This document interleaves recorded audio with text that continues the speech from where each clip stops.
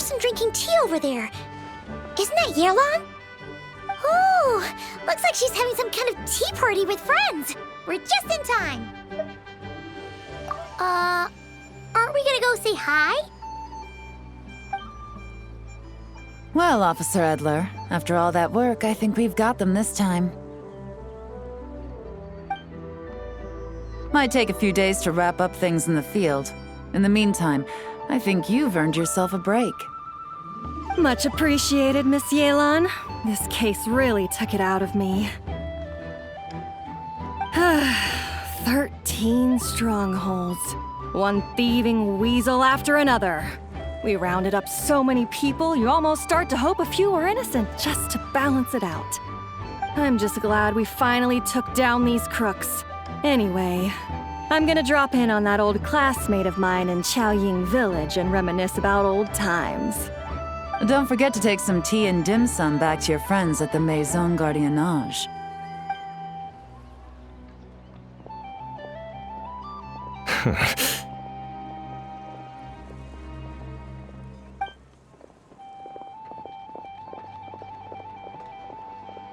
Oh, looks like Yelan's friend left. Paimon kinda wanted to meet her.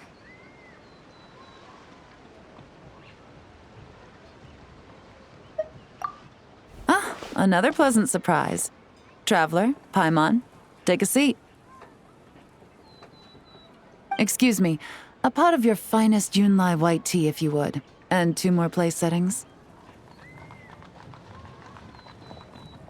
Now, judging by that expression, I assume you came over to ask about the 2 spies that were just watching us.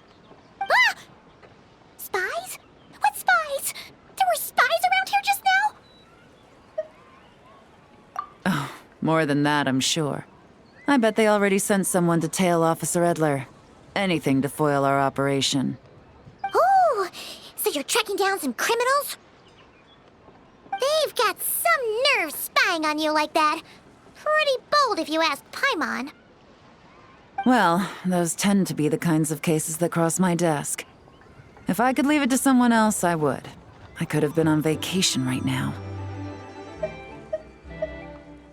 Mora laundering, to the tune of 10 figures and counting. Laundry? What does that have to do with Mora? And who are these figures? There are 10 of them? In layman's terms, a certain merchant in Fontaine possesses a large amount of Mora obtained through illicit means. But it's easy to get caught when you're moving that kind of cash. So you cover your tracks, create a front to avoid detection, and what do you know? Your illegal Mora now looks completely legit. And this merchant's front of choice? Fine art and antique auctioneering. He buys goods from all over Tevat, brings them back to Fontaine, and rebrands them as pieces of fine art, driving up their price in the process. Then, when the items go to auction, he buys them up at their inflated price with his own illicit funds. And through this exchange, the proceeds he receives in return are clean.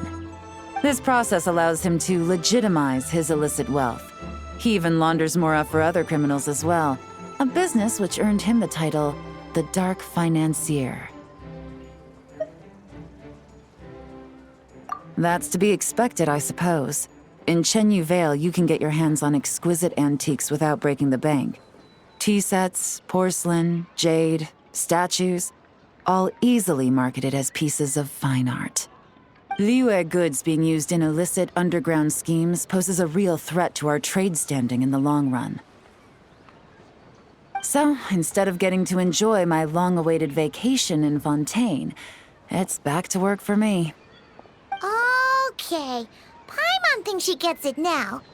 It's like moving Mora from one hand to the other. In other words, just disguising where it originally came from. But if you know what this merchant is up to, shouldn't it be pretty easy to catch him? You go to the auction, wait for him to appear, then nab him right as he goes to purchase his expensive piece of Liyue art. Not a bad plan, Paimon. But there are too many loose ends. If you were the mastermind behind this whole scheme, would you really expose yourself as the face of the operation? Oh, yeah. You wouldn't want to be seen doing the dirty work. You'd send someone else instead. Like, if Paimon was the bad guy, she'd send the Traveler. No, wait! Even if Paimon turned bad, the Traveler would never. Paimon would need, like, a group of minions or something. Oh. Oh! Paimon gets it now. Even if you track down the goods, if this dark financier guy isn't the one doing the buying at the auction, you won't catch him. It's not just a matter of who's at the auction. You also have to source the goods, transport them back to Fontaine, get them to the auction house, none of which are tasks he performs himself. He has a whole crew to hide behind. Tracking down the goods is already complicated enough. They change hands so many times, the trail is almost impossible to follow. So the most logical course of action is to play the long game. You start small. You find someone you can follow behind all the smoke screens, who'll lead you straight back to the dark financier himself.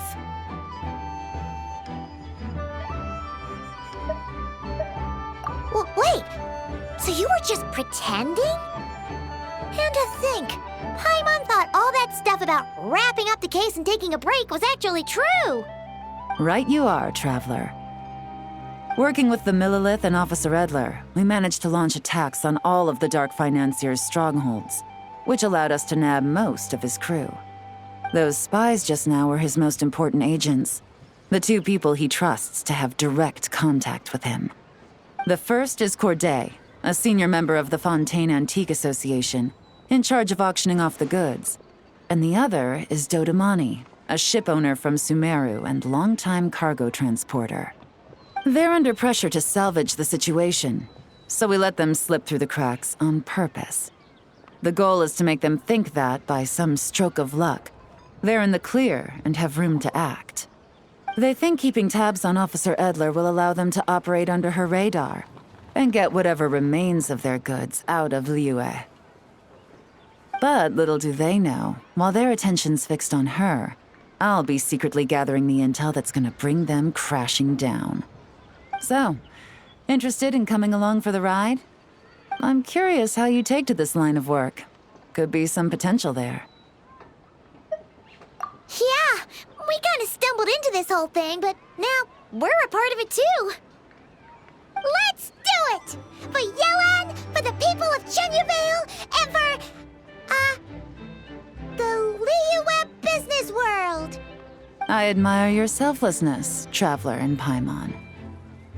Let me be the one to look out for your self-interests then. Namely, your payment. How about we do this the Fontainian way?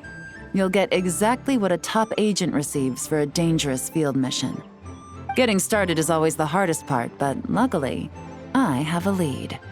The Dark Financier's crew is even more on guard than usual, so our best bet is to do some counter-surveillance to get on the right track. And I think I know just the place to start. Let's head northeast and see if I'm right.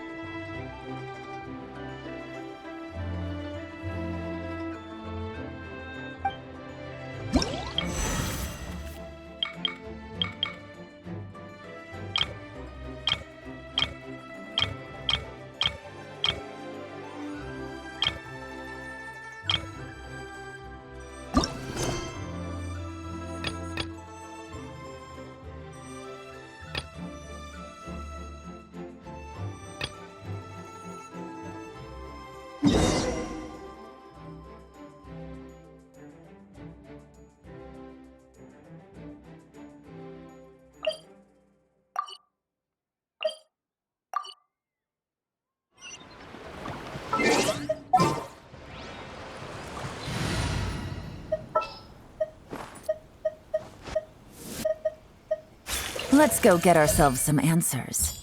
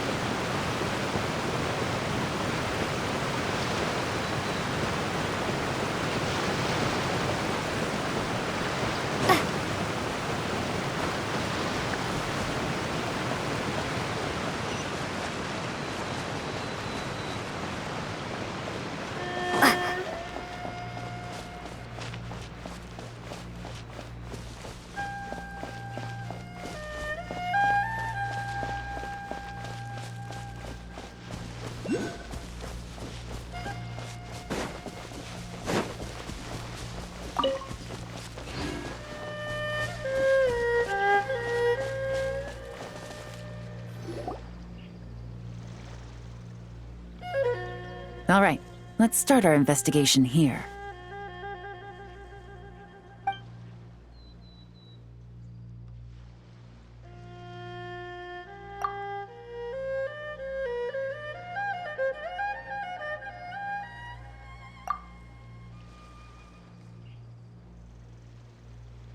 So, we can all agree this is just a normal stretch of wilderness, right? Paimon doesn't see any bad guys to nab around here. Well, it didn't take long for you to understand our role here, Traveler. Thinking like a top agent already. Impressive. Like I said, we need to start small. If we want to track down the man himself, our best bet is to start with his goods.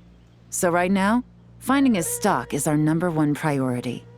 And to do that, locating his hidden stronghold is imperative. Which brings us to why we're here. Pretty good vantage point from up here, don't you think? Guess so. Paimon can see the port of Elong Wharf, the boats in the distance, and some kind of tower. What's that for? It's a lighthouse. The Millilith use it to monitor the situation at sea. In addition, the flashing of the light can also serve as a means of communication. Why not take a wild guess?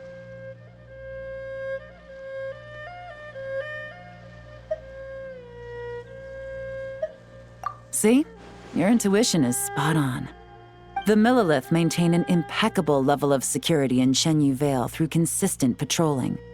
This location offers a perfect vantage point to observe their lighthouse signals and deduce their patterns of behavior, which is a huge help if you need to move goods under the radar. So we should be able to find traces of the Dark Financier's scouts in this area. Oh, okay. Paimon doesn't quite follow, but she'll take your word for it. It's simple. Just take this forensic imaging device and investigate the surrounding area. As long as we're meticulous, I'm positive we'll find something.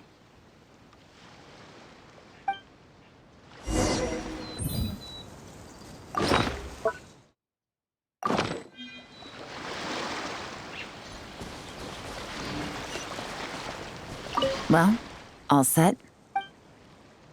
Remember, an eye for detail is key. Clues are often hidden in plain sight.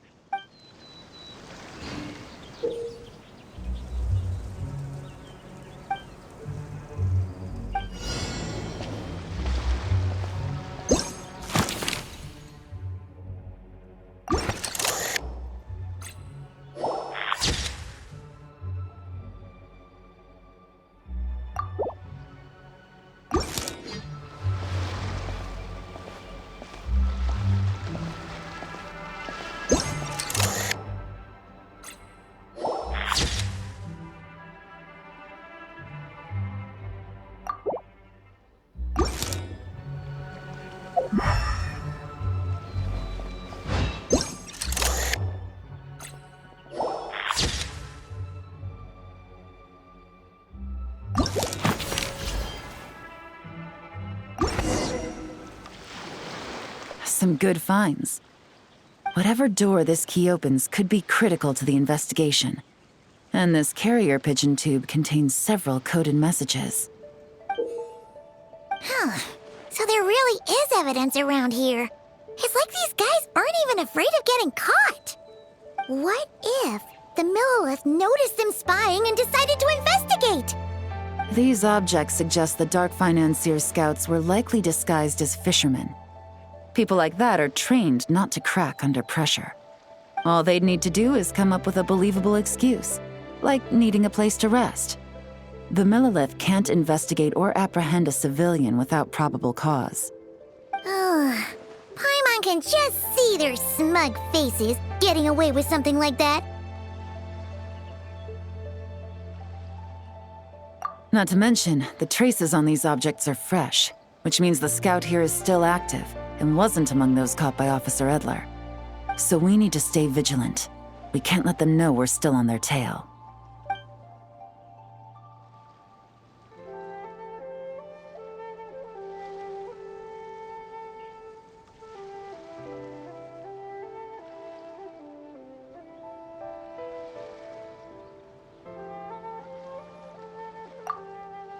had a hunch this area was being used as a lookout, and I was right.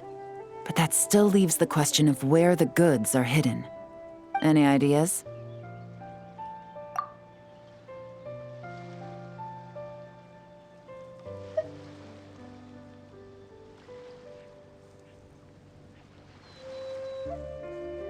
Spot on again, Traveler. Looks like you don't need anyone to hold your hand when it comes to deductive reasoning. Given a carrier pigeon's speed, the two locations should be close enough to deliver messages quickly. That means the base we're looking for should be within a certain radius. Ruling out areas within line of sight of the lighthouse, as well as places with a lot of foot traffic. That just leaves the shallows to the north of Mount Mingyuan? That certainly sounds plausible. You have the cover of the mountains, and the advantage of hiding right under the authorities' noses. Well, our next destination is decided then. Let's go.